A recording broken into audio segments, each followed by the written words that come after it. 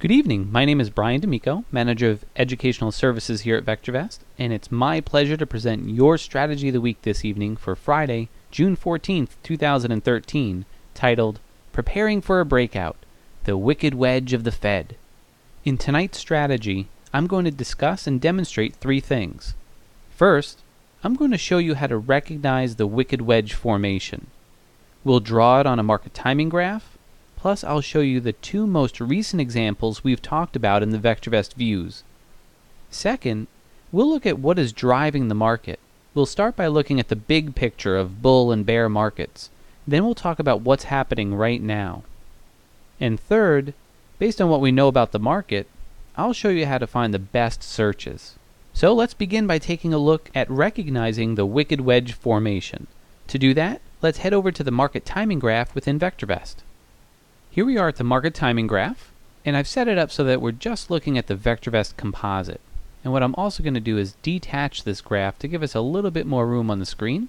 As you can see, since about mid-November here, the market was clearly in an uptrend. And you can tell that because price has been hitting a series of higher highs and some higher lows here. However, since about mid-May, the market has begun to hit lower highs while still hitting higher lows. When this happens, it forms what we've been referring to as the Wicked Wedge, or a symmetrical triangle. To see this, I'll draw a line connecting the recent highs. So I'll click on Freehand Line. I'll just connect these recent highs here. Then I'll also draw a line connecting these recent lows. There we go. During this time, you can see that the range between the highs and lows has been tightening. Price is becoming more and more focused into this wedge. You probably have noticed that trend signals will typically oscillate more quickly as the wedge tightens. Trying to follow those trend signals may prove to be frustrating. When you see formations like this, it's typically best to wait for the breakout. We've referred to these wedges many times in the past. If you want to read about those times, simply go to the VectorVest Views tab. And I'll do that. Let me just shrink this here. Go to the Views tab. And over on the left-hand side, there's a little box over here that says Text to Search For. And you can always just type in Wicked Wedge. And then click on the button that says Search Views. And down at the bottom, if I scroll down a little bit, you'll see all the times that we referred to the Wicked Wedge. You see the most recent times that we've discussed it are here in late July, early August of 2012. And then prior to that, the end of 2011. Let's take a look at those wedges on the graph, and that'll help us get better prepared for the current wedge that we're in, so we know what to look for when a breakout occurs. So I'll go back to the graph, and I'm just going to pull this graph back so that we can see those on this graph. So if we just go to about August of 2011, that should be fine. And you can see here, the VectorVest composite was hitting lower highs while also hitting higher lows. Again, I'll draw a trend line to illustrate this. So I'm just going to connect this down through here and then connect these up through here like that. And then prior to this, back here in October through December of 2011, the market was also hitting lower highs while hitting a series of higher lows. You can also see that when price breaks out of these wedges, it typically continues in that direction for a while. So that's why we want to wait for now. We want to wait for that breakout, because whichever way it breaks out from this wedge, price will typically continue in that direction for a while. I'm going to come back to that a little bit later on in this presentation. Before we get to that, we also need to understand what's driving the market. Dr. DeLito has spent the last 3 weeks in his essay discussing this topic. So let's look at what's going on. How do we know if we're in a bull market or a bear market? The answer is earnings. When earnings is rising, bull markets exist. In bull markets, people buy when the market dips. In bear markets, people sell when the market rallies. So how do we know if earnings are rising? Well, VectorVest provides this information in the market climate graph. And let's actually look at the two graphs together. We'll look at this graph, and alongside of it, we're going to look at that market climate graph. So to do that, we'll come up and click on this multiple graph selector, So I'll click there and choose the two graphs. And I'll come over here to the right hand side, and instead of stock, I'll choose market climate. I've set up this graph to show the S&P earnings. And if your graph does not show this, all you have to do is choose it from the parameter list over here, and you can add it to the parameter list and then just check the box as I have done. Alright, so I'll come back over here to the S&P earnings, and what I'm also going to do is I'm going to show about 10 years worth of data on both graphs. So over here I'll just choose 10 years, and I'll do the same thing over here. I'll just pull this slider bar. Actually, why don't I just do the same thing? How about just 10 years? There we go. So we got 10 years on both graphs. And if you look down here, you can see when earnings is rising, the market at the same time rises. And you can also see that when there are dips in the market, you see here's a dip, people see those dips as buying opportunities. And they buy and they push stock prices higher. Then if you look over here, when earnings falls, the market tends to fall. And people see any rallies that may occur as chances to sell their stocks at higher prices. VectorVest provides an easy way for you to determine whether earnings are rising or falling by creating a trend indicator on a scale of 0 to 2. And what I'll do is I'll come over here and I'll add that trend indicator to this graph. So I'm just going to choose S&P earnings VV. So that's our trend indicator for earnings. Whenever this indicator is over 1, earnings are rising, which basically means a bull market scenario. And if you look over here, over the recent few years, you can definitely see that the rate of increase in earnings has slowed because the trend indicator has been coming down. But they're still rising overall because we're still above 1.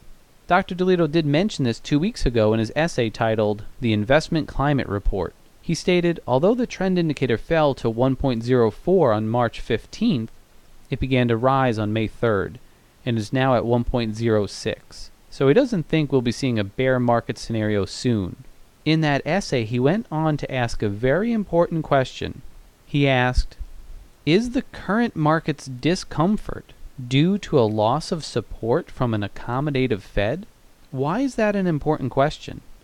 Well, the stock market loves low interest rates. With interest rates at historic lows, investors are almost forced to invest in the stock market. Dr. DeLito has said, money goes where money grows, and if you can't grow it in the bank or in bonds, then there are more people buying stocks. Let's take a look at the market since 2009. Basically, when interest rates have gotten really low.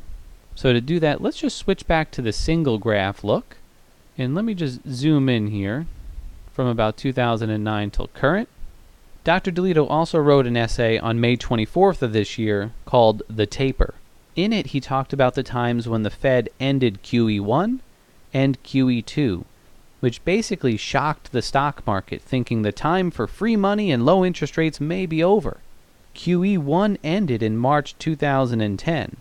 And if we find that here on the graph, right around here, here's March 2010, you can see that the market didn't like it so much, so the market sold off until QE2 resumed here in around September 2010.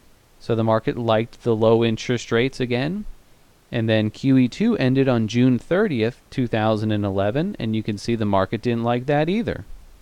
But once the market got reassured that interest rates would remain low with the bond buying program, you can see everything turned out all right for the stock market. So let's go back to just a 1 year, how about a 6-month look here, and ask again, do we still have the support of an accommodative Fed? Well, as Dr. D said in his essays, Ben Bernanke said he'll keep interest rates low as long as it takes the economy to recover. But investors aren't too sure. Bernanke later said the Fed could start winding down its bond buying if improvements in economic data are sustained. And as Dr. DeLito stated in his essay last week, with one statement by Ben Bernanke, the ball game changed. Good economic news could now become bad news for the stock market, because Helicopter Ben may stop dropping money from heaven. Honest to goodness bad news, however, can't become good news because it would hurt earnings. So traders want good news, but not too good.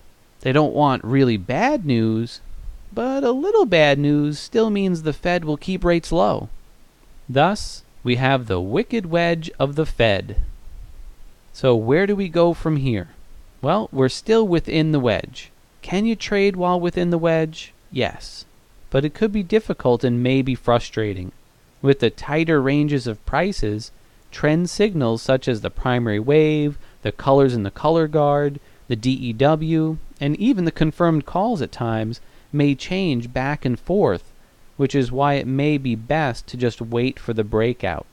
If it does break out to the downside and drops, I want you to look at something. If I add support and resistance here, if I put on support and resistance, let me just add that to the graph. And how about I just pull this out just a little bit? You can see we're at a pretty strong support level here. So if we break down through support, prior it acted as resistance, broke through, and then it has now touched this support line a few times. So if it breaks through this wedge to the downside, it's also breaking through a pretty strong support level. There's a lot of room to the downside before it reaches its next support level to test. So be prepared. Since all but one of our indicators is bearish right now, we have a bias to the downside. So I wanted to prepare you with how to find the top bearish searches.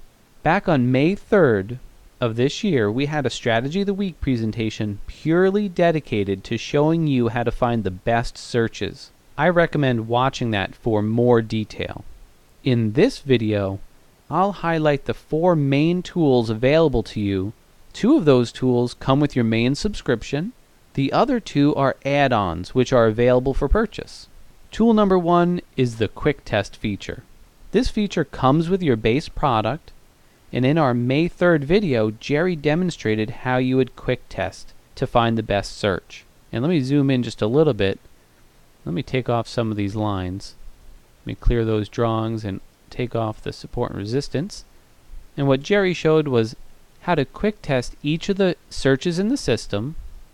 So for example, you would quick test all the bearish searches in the system from the peak of the market to the current day to find out which searches had the best performance. In addition to that, you could also quick test to test the searches from this date to current, from this date to current, from this date to current, and so on.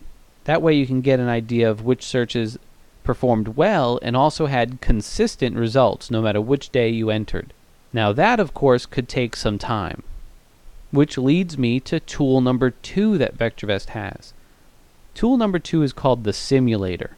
The Simulator is a high-end add-on module, which Jerry also demonstrated back on May 3rd.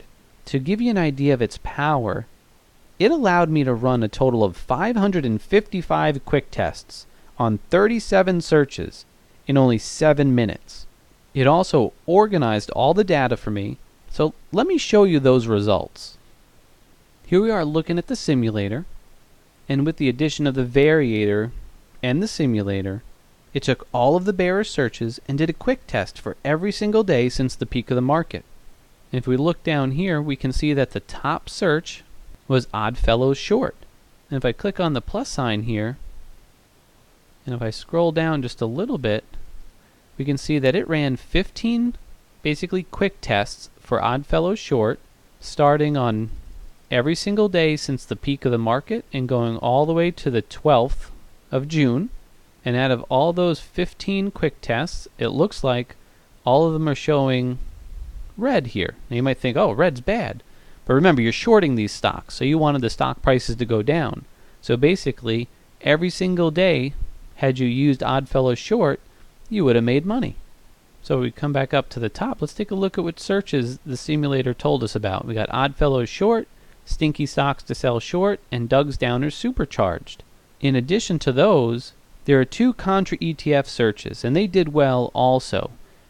But since you buy those stocks long, we want to look at the other end of the spectrum. So I'll resort it by annualized rate of return, and here you can see that worst performing contra ETFs, and here's buying contra ETFs. Both of them had outstanding performance as well. So within about 7 to 10 minutes, I knew exactly which searches performed the best from the peak until now. Well, let's look at tool number 3. And tool number 3 is the VectorVest Derby and the Tote Board. And to take a look at that, I need to go back into VectorVest 7. The Derby is an add-on module you can buy if you have a real-time subscription. And if you purchase the Derby, there's a tab that says Derby at the top, so I'll click on that. And what the Derby does is it creates a new portfolio of 10 stocks for every search in the system every single day. Within the Derby, there's a feature called the Tote Board. And the Tote Board tracks the cumulative performance of those one-day portfolios over time. So if I want to see which searches had the best performance since the market peak, I just change the number of days to look at. So I just come in here and I'll just change the number of days, choose the 22nd, I'll go all the way to the current day here, click OK, and I'm going to look from the prior day's close. And let me just shrink this here. Alright, so let's look at the bearish searches here. Oh, look at that. We got Doug's Downers Supercharged. We've got Oddfellows Short, Worst Performing Contras, and if I go down, Buying Contra ETFs. Almost identical to what the simulator had showed us. Now, if you don't want to purchase one of the high-end add-ons, we also provide a list of the top Derby searches in the views each night. And that brings us to tool number 4, which are the Derby winners in the VectorVest views. So let me head over to the views. So I'll click on the views tab at the top. Each night we provide the top 5 searches from the Derby that had the best performance over the past 1 day and over the last 5 trading days. For example, back on June 5th, we had a confirmed down signal. So if I go to that day and I scroll down in the views, we'll come to the Derby winners. And if you were reading the views on that day, you would have seen these searches as the top searches in the system. And take a look here. Doug's Downers Supercharged, Buying Contra ETFs, Worst Performing Contra ETFs. Here's Oddfellows Short. So VectorVest provides you a lot of great tools to help you find the best searches. Well, we covered a lot of information tonight. Let's do a quick summary of what I hoped you learned from tonight's strategy. First off, overall, we're in a bull market, which means market pullbacks do tend to be shorter, so be aware of that. Second, I hope you now know how to recognize the Wicked Wedge, and that it's best to wait for a breakout from the wedge before you trade. And third, as long as you keep reading the VectorVest views, you won't miss the breakout, and we'll make sure you are prepared to profit from it by giving you the tools to find the best searches to trade. And so you know, we'll be having a special live webcast this Monday at 12:30 Eastern Time, where I'll answer your questions regarding this strategy of the week. Space is limited in this webcast. If you do wish to attend, there's a registration link in the VectorVest views. I want to thank you all for attending tonight, and I look forward to having you back again next week at the VectorVest University. Good night, everyone.